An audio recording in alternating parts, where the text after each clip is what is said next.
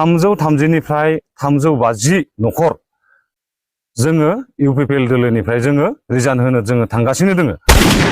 जोंनि आफादगिरि मानव गेदेर प्रमद बर' सारजों जोङो जोंनि समस्यानि बागै जों सावरायनो होनानै जोङो बिथांमोनखौ जोङो एपइन्टमेन्ट लाना होनो थाखाय जोङो रिक्वेस्ट खालामदोंमोन, नाथाय बिथांमोना दिनैसिमबो जोंनि बे रिक्वेस्टखौ बिथांमोना माने जाफुंसार होआखिसै। इउपिपिएल पार्टीनि माखासे सिस्टेमफोरनि जाथावथारै जायफोर नुथायफोरखौ जों दा समाव नुगासिनो दङ, बेफोरबायदि माखासे जाथावथारै नुथायफोरखौ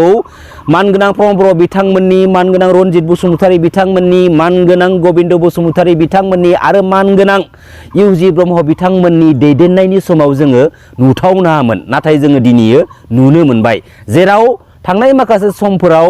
गोजाम इउपिपिएल आरो गोदान इउपिपिएल माखासे पलिटिकेल थासारिफोरखौ लानानै गावजों गावनि गेजेरावनो सोरखौबा न'आव थांनानै बुना फैनाय, सोरखौबा धमकी होनाय, बेफोरबायदि माखासे जाथावथारै नुथायफोरखौबो जोङो खनले खनले नुबाय थानो मोनदों। आरो दा समाव बे मुसलपुर ब्लकनि आन्दाराव इउपिपिएल पार्टीनि माखासे वर्कार्सफोरा, माखासे मेम्बार्सफोरा जाबायदि मोनसे गाज्रि थासारिनि गेजेराव थानानै गावबा गावनि समफोरखौ बाबेन होनांदों, बेफोरनि गासैबो माखासे गुदि दिथाथिखौ बे भिडिअनि गेजेरजों नोंथांमोना मिथिनानै लानो हागोन। नोंथांमोना बे भिडिअखौ कमप्लिट नायबानो जाबाय। बेराफारसेथिं बिटिसिनि दानि सिइएम मानगोनां प्रमद बर' बिथां लोगोसे इउपिपिएल पार्टीनि माखासे गोख्रों दैदेनगिरिफोरा गावसोरनि बे इउपिपिएल पार्टीनि मेम्बार्सफोरखौ, वर्कार्सफोरखौ मोनसे सिडिउल्टी सिस्टेमनि गेजेराव दिनैसिमबो दिदोमथि महर मोनहोनो हायाखै। बेफोरबायदि लिडार आरो दैदेनगिरिफ्रा आपकामिं फैबाय थानाय समाव जोंनि बे बिटिसि काउन्सिल पलिटिकेल सिस्टेमाव माबोरैहाय गावसोरनि बे पलिटिकेल केरियारजों लोगोसे गावसोरनि बे पलिटिकेल पार्टीखौ गोजौ फारसे लांनो हागोन, बिसोरलाय मालाबाबो हाया। बिसोरबायदि माखासे गावनिखौल' मिथिग्रा, गावनि सिस्टेमखौल' माने जेब्लायबो माने थिग खालामनो नाजाग्रा लिडारफोरा बे पलिटिकेल सिस्टेमाव जुदि थाबाय थानो, जुदि सुजुग आरो सुबिदा मोनबाय थायोब्ला बैफोरबायदि माखासे लिडारफोरनि थाखायनो जों बर' हारिनि माखासे इयुन जेनेरेसनफोरा बैबायदि लिडारनि आखुखौ लानानै जोंनि बर' हारिनि बिखायाव डार्टि मोनसे पलिटिकेल रल प्ले खालामनो सुजुग आरो सुबिदा मोनगोन। बेखायनो बि एलार्ट, बि सांग्रां, बुहुमनि गासैबो मानगोनां बर' रायजो राजा आइ आफा बिदा फंबायमोन, जों दिनैयो नंखाय लिडारनि उनाव मालाबाबो दा खारफा, सैथो लिडारनि उनावहाय जों खारफा, अब्लाना जोङो दिनै नङा गाबोन नङा सानसे जोङो मोजां फिथाइखौ मोनजाथारगोन। जों जाखिनि बिथांमोना जों जिरायनानै दङ, जोङो थांनाय 2014 सननिफ्रायनो बा 15 सननिफ्रायनो पिसिडिआर समनिफ्रायनो जोङो इउपिपिएलआव गोख्रों भाबै नांथाबनानै थांनाय 2020 सनाव जोङो जोंनि इउपिपिएल हान्जाखौ सरकाराव लाबोनो हादोंमोन। नाथाय गोबां दुखुनि बाथ्रा बेनोदि सरकाराव फैनायनि उनाव जा बिथांमोना गोबां खस्थ'जों सरकारखौ लाबोदोंमोन, बिथांमोनखौ दिनै नापात्ता खालामनानै, बा आंबो थांनाय पिसिडिआर समनिफ्रायनो सासे मुसलपुर ब्लक लाइमोन आफादनि आफादगिरि जानानै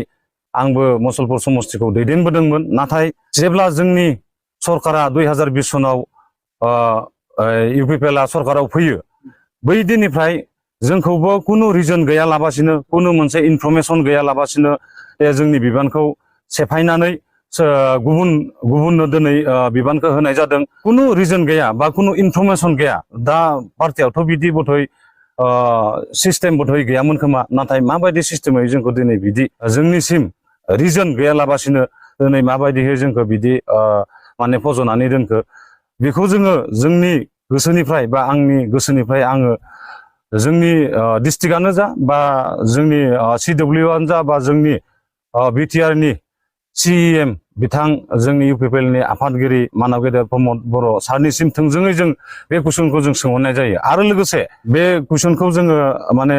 सोंनो नागिरदों जे जोंनि मुसलपुर समस्तियाव मानि थाखाय दिनै डाबल कमिटिफोरा जानानै दङ। दिनै ब्लक कमिटिखौनो होन, बा दिनै प्राइमारि कमिटिखौनो होन, बा दिनै बुथ कमिटिखौनो होन, दिनै जोंनिया ब्लक कमिटियाबो मोननै बादियै जानानै दङ दिनै, आरो प्राइमारि कमिटिफोरा दिनै जोंनि गेजेराव मुसलपुर ब्लक हिसाबै जोंनिया 12टा प्राइमारि, खिन्थु जोङो दिनै नुनो मोनदों मा 24टा प्राइमारि जोंनियाव जानानै दङ। बेफोर मानि थाखाय दिनै जानो मोनखो? आरो जोंहा मोनसे जोंनि गेजेराव मोनसे आरो ओरैबायदि थांनाय 2020 सनाव जे जा बिथांमोना इउपिपिएलनि जानानै जा बिथांमोना पार्टिनि जानानै केस जाबोबाय बा केस जानांबाय,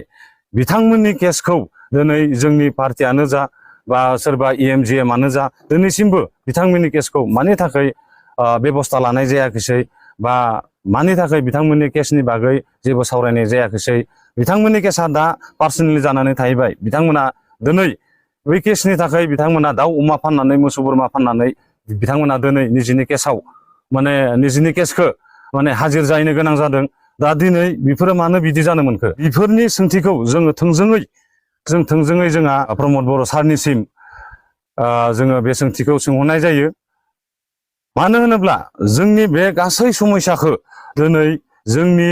मुसलपुर समस्तिनि डिस्ट्रिक्ट UPPL-आनो जा बा जोंनि मुसलपुर समस्तियाव थानाय CWC बिथांमोनानो जा जोंनि समस्याखौ A to Z मिथिनानैबो दिनै बिथांमोना मिथियै बादि जोंखौ गारसोनानै बा गादबनानै दोनदों जायनि जाहोनाव जों दिनै ससियेल मिडियायाव जोङो फैनो गोनां बाध्य बिनि आगोलाव जोङो जोंनि मुसलपुर समस्तिनि गोबां माने टप लिडार बिथांमोनखौ जोङो रिक्वेस्ट खालामदोंमोन जे जोङो जोंनि आफादगिरि मानव गेदेर प्रमद बर' सारजों जोङो जोंनि समस्यानि बागै जों सावरायनो होनानै जोङो बिथांमोनखौ जोङो एपइन्टमेन्ट लाना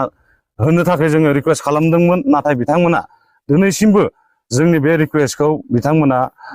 माने जाफुंसार होआखिसै जायनि बिनिमयाव जों दिनै बिदि ससियेल मिडियायाव फैनानै जोङो जोंनि प्रब्लेमनि बागै जोङो बुंथिनो गोनां जादों जे जोंनि जिखिनि जोंहा प्रब्लेम जानानै दङ बे प्रब्लेमखौ दिनै जोङो बे प्रब्लेमनि सलिउसन गैयिनि थाखाय जोङो दिनै बेखिनि जथुमाखौ बा जोङो जनो गोनां जादों आरो फैगौ दिनाव जों ओरैबायदि मोनसे डिसिसन लानो गोनां जादों जे जोङो जिहेतुके थांनाय 20 सननिफ्राय सरकार फैनायनि उननिफ्राय दिनैसिम जोङो जिहेतुके डास्टबिनावनो थाहैबाय बा जोङो गारसोनानै दोनजाबाय गतिके जों गारसोना दोनजास्लायस्लाय बा जों डास्टबिनाव थाबाय थास्लायस्लाय जोंबो मोनसे जोंनि फिउचारनि थाखाय अल्टारनेटिभ मायबा मोनसे जोङो सुबिदा जोंबो लानायनि जोंहाबो मोनसे खोथा दङ गतिके जोङो ओरैबायदि जोंनि गेजेराव जोङो गासैबो जोंनि कर्मिफोरजों जों सावरायनानै मोनसे जोङो रोखा जोङो डिसिसन लानाय जोङो जाहैखाबाय फैगौ आगस्ट दाननि गेजेराव जोङो खमैबो जोंनिफ्राय 330निफ्राय 350 न'खर जोङो UPPL दोलोनिफ्राय जोङो रिजाइन होनो जोङो थांगासिनो दोङो मानो होनोब्ला बिथांमोननि जिखिनि आकांक्षा बा जोंनि जिखिनि कर्मिनि एक्टिभ कर्मिफोरनि जिखिनि मावनाय दांनाय बे मावनाय दांनायनि सायाव जाखिनि जोंनि सरकारा बा UPPL हानजाया लानांगौमोन बेखिनि